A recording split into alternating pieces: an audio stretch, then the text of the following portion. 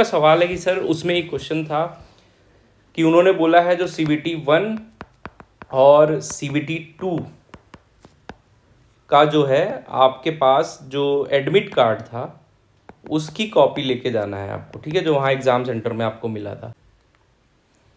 Hello everyone, कैसे हैं आप लोग? उम्मीद करते हैं अच्छे होंगे और आपकी DB और मेडिकल की तैयारी अच्छी चल रही होगी। NTPC UG वाले और जो टाइपिंग पोस्ट वाले बच्चे रिजल्ट का वेट कर रहे हैं, उनके दिमाग में अभी भी बहुत सारे डाउट, बहुत सारे सवाल जब तक सिलेक्शन नहीं होता है।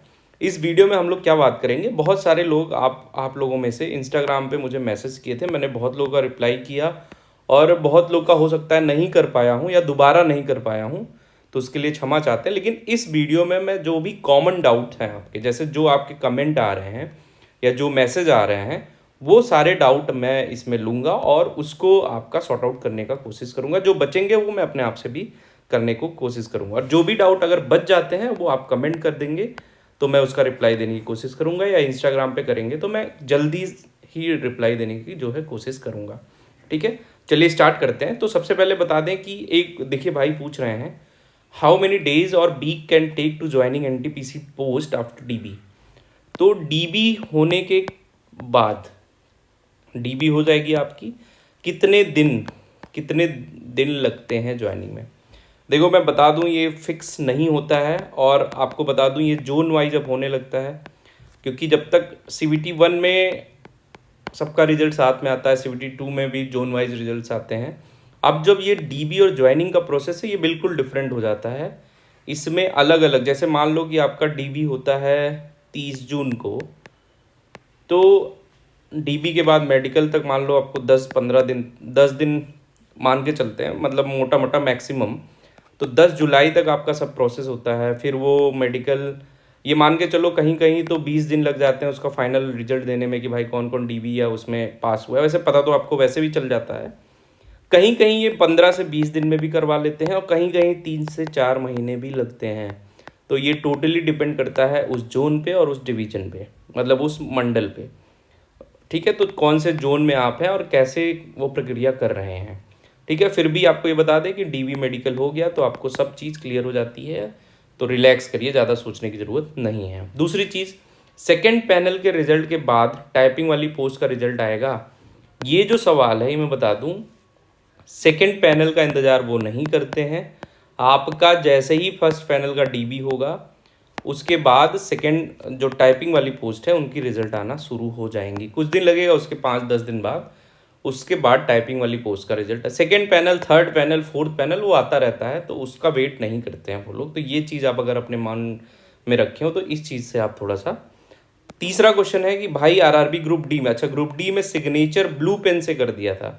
तो देखो, चाहे ग्रुप D में आपने कर दिया हो चाहे NTPC में, ज़्यादा इससे इशू नहीं होता है, तो इससे परेशान होने की ज़रूरत नहीं है अगर किसी ने भी किया है तो। ठीक है, अगला प्रश्न, भाई मैंने आइडेंटिफिकेशन मार्क्स फेस पे पर मोल कर दिया बट मेरे फेस पर कोई मोल नहीं, तो क्या प्रॉब्लम होगी क्या। देखो भाई, ये सब सवाल जब आप लोग करते हैं ना, अगर आप एक सीरियस कैंडिडेट है तो कैसे आप डाल सकते हैं कि मेरे फेस पे मोल है। मोल मतलब तिल है, तो ऐसा सब डालना नहीं चाहिए। जहाँ पे भी विजिबल आपके मार्क्स हो वही डालो। अब आप डाल दिए हो तो जाके वहाँ पे ये बोल रहे हैं, आगे इनका कमेंट आया कि मेरे कहीं पे कुछ मार्क्स नहीं है, तो ऐसा कुछ हो ही नहीं सकता कि आपके कहीं पे कोई मार्क्स ना हो। जाके आप वहाँ पे देंगे, इससे कोई ज़्यादा सीरियस प्रॉब्लम नहीं होने वाली है, बट आइडेंटिफिकेशन मार्क वगैरह ध्यान से देना चाहिए। अब ये तो हो गया जो आपके बहुत बेसिक से सवाल है जिसके जवाब मैं शायद नहीं दे पाया था, या आप नहीं सेटिस्फाई होंगे और सारे लोग के सवाल होंगे।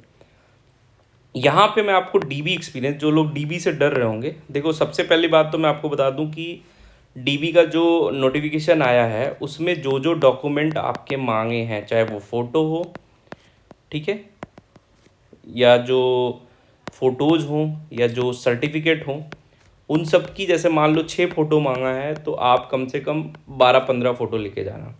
जो भी सर्टिफिकेट हैं वो ओरिजिनल विथ प्रिंट आउट, और उसकी 4-5 कॉपी एक्स्ट्रा जितना मांगा है उससे बना के लेके जाना।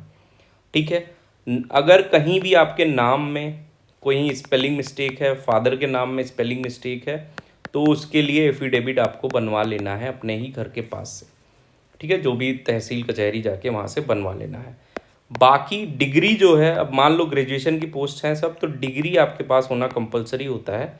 अगर डिग्री आपको नहीं मिली है तो आप जाके एक डुप्लीकेट डिग्री वहाँ पे मिलती है, मतलब ठीक है, आप वहाँ पे बनवा सकते हैं, वो आपको दे देंगे कॉलेज वाले, वो लेके जाइए। उसके बाद कुछ टाइम देते हैं, उसके बाद आपको और तीनों ईयर की, जैसे बीएससी आपने कर रखा है तो बीएससी फर्स्ट ईयर, सेमेस्टर है तो सारे सेमेस्टर की, सेकेंड ईयर, थर्ड ईयर और सबका लेके आपको जाना है। ठीक है, ये सारी चीज़ें जो भी आपके पास डिग्री है ओरिजिनल लेके जाना है, कोई भी इशू आपको नहीं होगा। जो भी आपसे फ़ोटो वगैरह अटेस्टेड बोल रहा है तो वो करवा लीजिएगा, करेक्टर सर्टिफिकेट अगर बोल रहा है तो वो करवा लीजिएगा, बाकी कोई इशू आपको होने वाला नहीं है। डीवी बहुत ही ईजिली होता है।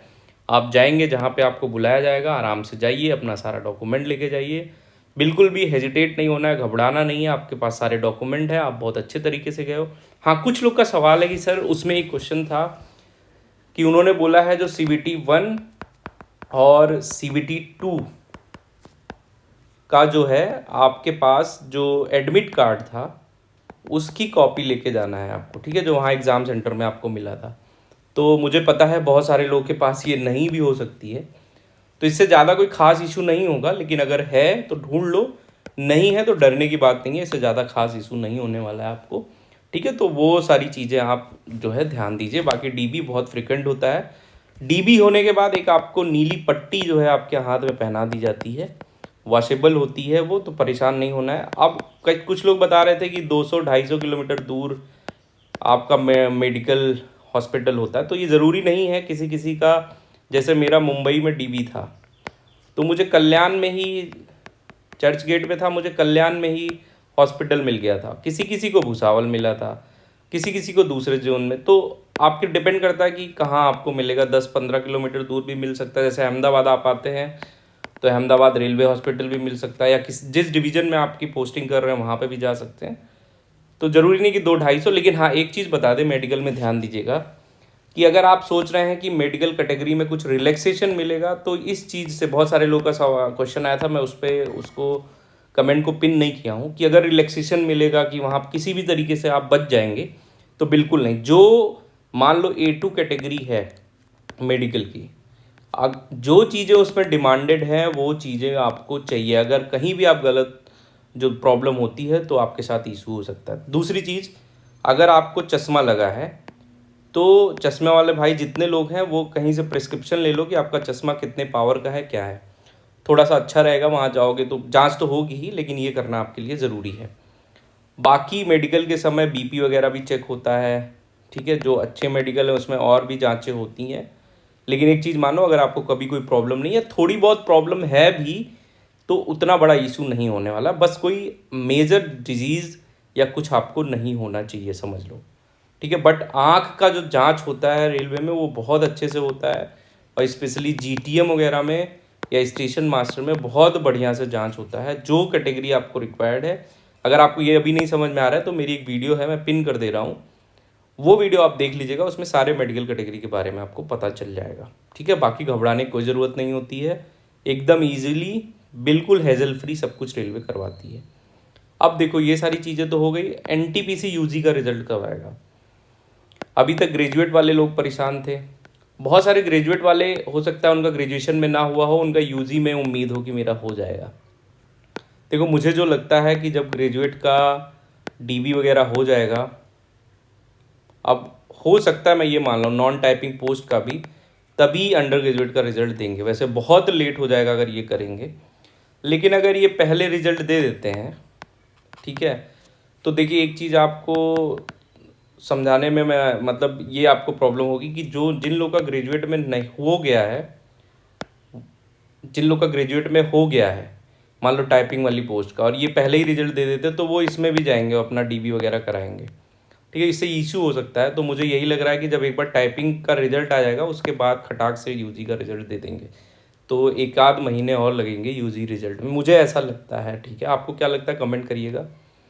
टाइपिंग वाली पोस्ट का रिजल्ट वही मैंने बताया, जब DB जैसे ही आपके यहाँ कंप्लीट होगा, जैसे मान लो कहीं 15 जून तक ख़त्म हो जा रहा है, तो आप मान लो 10 दिन बाद 25 जून तक टाइपिंग वाले पोस्ट का रिजल्ट और सेकंड पैनल भी आने स्टार्ट हो जाएंगे। ठीक है, ये सारी कॉमन बातें हैं। और अगर आप चैनल पे नए हो तो चैनल सब्सक्राइब कर लो, टेलीग्राम से जुड़ जाओ, और NTPC 2026 की तैयारी कर रहे हो तो ज़रूर जुड़ जाओ, या 25 की कर रहे हो, हम लोग बिल्कुल सटीक बातें करते हैं, कोई इधर उधर की बातें नहीं करते हैं। बाकी पढ़ते रहो, कोई भी डाउट हो तो आप कमेंट में पूछो, मैं बिल्कुल बताऊँगा। पढ़ते रहिए, ऑल द बेस्ट।